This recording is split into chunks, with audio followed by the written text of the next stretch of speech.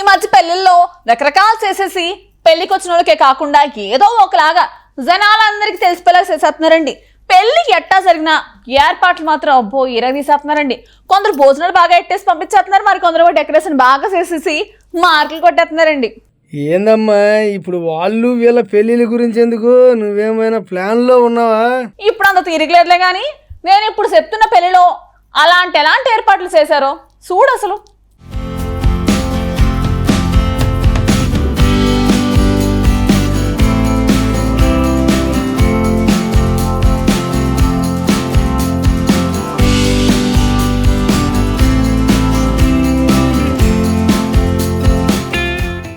ఈ మధ్య పెళ్లిళ్ళకి సంబంధించిన వీడియోలు సోషల్ మీడియాలో హల్చల్ చేస్తున్నాయి.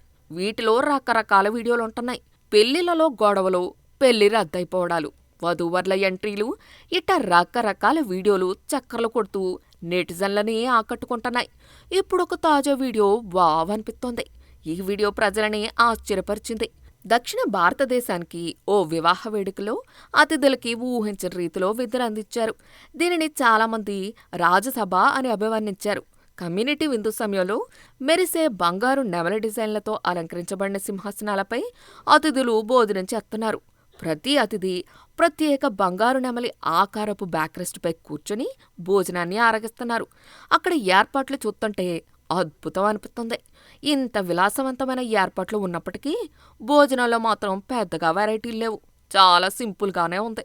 అతిథులకి అరటి ఆకులపై సాంప్రదాయ దక్షిణ భారత ఆహారాన్ని వడ్డించారు. అందుకే ప్రజలు ఈ కార్యక్రమాన్ని సాంప్రదాయం, వైభవం కలిసిన పరిపూర్ణ సమ్మేళనంగా పిలుస్తున్నారు. ఈ వీడియో నెట్టెంట చూడగానే సోషల్ మీడియా జనాలు తెగ పొగుడెత్తున్నారు. చాలామంది వినియోగదారులు దీనిని రాజసభ లాంటి విందుగా అభివర్ణించారు.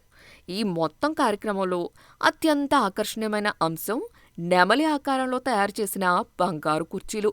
సాంప్రదాయం, గౌరవం, సృజనాత్మకత కలిస్తే ఓ సాధారణ విందు కూడా ఎప్పటికీ గుర్తుండిపోతుందనే విషయాన్ని ఈ వీడియో రుజువుగా నిలుస్తోంది.